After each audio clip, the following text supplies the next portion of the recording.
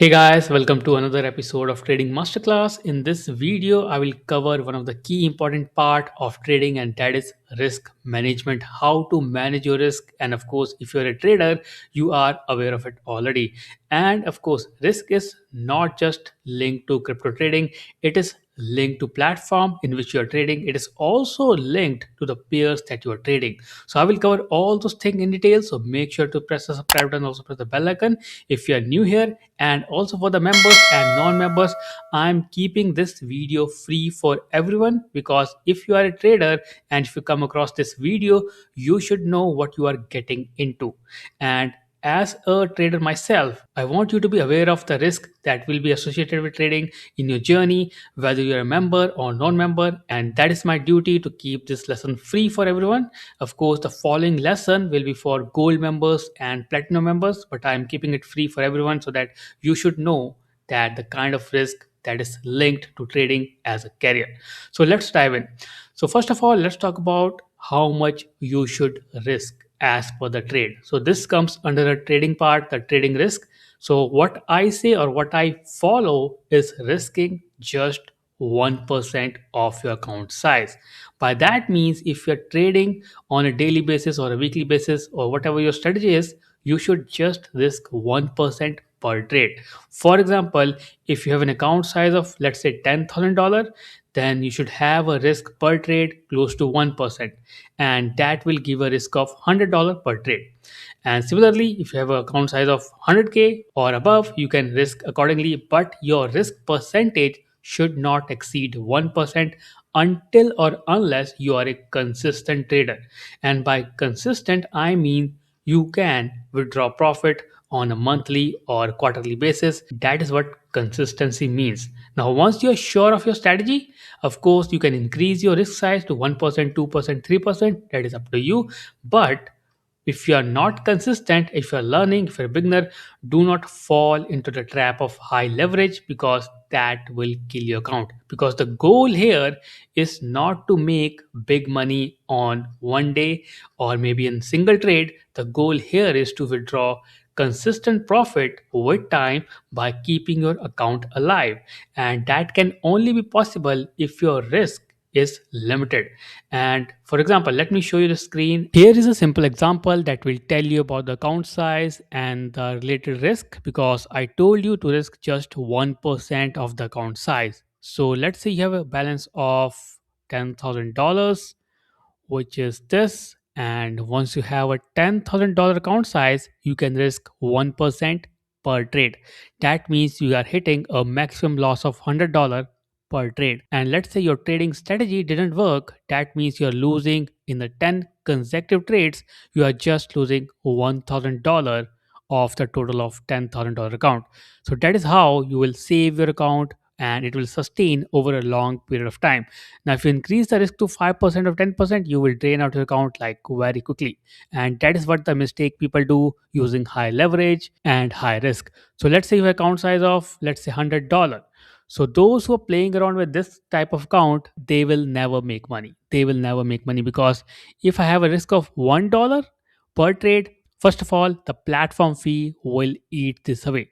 So people who have fantasies to trading on a lower account size and make billions, well, this will never be possible, because in 10 trades they will lose $10, but again, the extra amount, that is platform fee or the transaction fee, will be eaten away. So never trade with a lower account size. This brings the question, how high or what is the average or minimum account size that you have? And the minimum I suggest is have at least $1,000 worth of account size, because if you have $1,000 worth of account size, you can have 1% risk, that will give you $10. And if you start losing in a 10 consecutive trades, you're just losing $100. This is a startup account, and if you have this kind of account for a beginner, you can sustain over a long period of time if you are still not proficient or consistent in trading. For those who are consistent, you can actually analyze, if you have, let's say, 100k account like this one, you can risking or you are risking only $1,000, but you're also gaining $1,000 or more as part of your profit strategy. And if you have 10 losses, you are just losing $10,000. So clearly, having an account size with 1% risk is the key to go, is how you get started. And that is how we start with trading. Risk lower and then increase once you are consistent. So this is about the risking in a trade setup. Now the second type of risk is called as platform risk. Now let's say you have account size of $10,000, and in $10,000 you have put all your money in one trading account, and just by chance it got hacked, or maybe the platform is banned, or something like that happened, your money will be frozen. So you should not put all your money into one platform, one trading account. You should follow the strategy, and what I call that strategy is capital partitioning. And by that I mean, if you have an account size of, let's say, $10,000, you should cut into half. Put $5,000 into the trading platform, and other 5,000 put it back into your wallet or in the safe place. By this, not only you are saving your money, but you are actually saving your long-term effect of the platform in case the platform goes bankrupt, or it is frozen, or it is hacked, or likewise. Now the best part here that you can do is you can trade with leverage with the $5,000 account that you have funded just now, by knowing that you already have $5,000 extra saved elsewhere. So you can plan your leverage in a way that you are trading with a $10,000 account, but by default the money that is deposited on the account is 5,000. So you can use the leverage, you can play around with it, and then of course this is how you will manage your trades. Of course, capital partitioning is the key to save you from platform risk. Now again, I will touch upon the leverage part later in the coming chapters, but this is just a tip of the iceberg. Now the third type of, the risk management that you should take into consideration, and that many of the trader fails to follow, especially in crypto trading, and that is called as correlation risk. Now by correlation, what that means is, if the market is, let's say, dumping, it is going down, Bitcoin is crashing, Ethereum is crashing, you have other altcoins are crashing. So when that happens, what people do is they take multiple trades on multiple type of pairs. Some short Bitcoin, and they short Ethereum, they short Solana, they short BNB, all simultaneously, because they know the market is crashing. Now what that happens is this increase your risk, because if the market reverse from your current position, all your positions will be liquidated. So do not fall for the trap by going with the trend, and again a little reversal will take you out of the position. So avoid correlation based risk. If you want to short in the short market, in the bear market, you should not short all the tokens. You should short one or two pairs that you believe has a higher potential of going down. I know this may sound like that you are losing profit, but you are not losing profit, you are actually saving from loss. That's why I tell you, if account is going down, if a trend is going down, everything is bearish, Bitcoin crashing, Ethereum crashing, Solana crashing, Binance crashing, maybe you short just Bitcoin and Ethereum. Do not short Solana or any other token, because if the market reverse, you can still manage your risk, you can still keep your trade alive. So that is about correlation risk. So these are the type of risk that you should take into account. So let me just summarize. Number one is your trading based risk, that is your based upon the trade. 1% risk that you can take per trade as a beginner, and as you advance you can increase to 2%, 3%.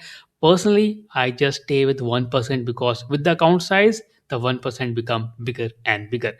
The second risk, of course, platform based risk, that I've already told you. Use the strategy of capital partitioning.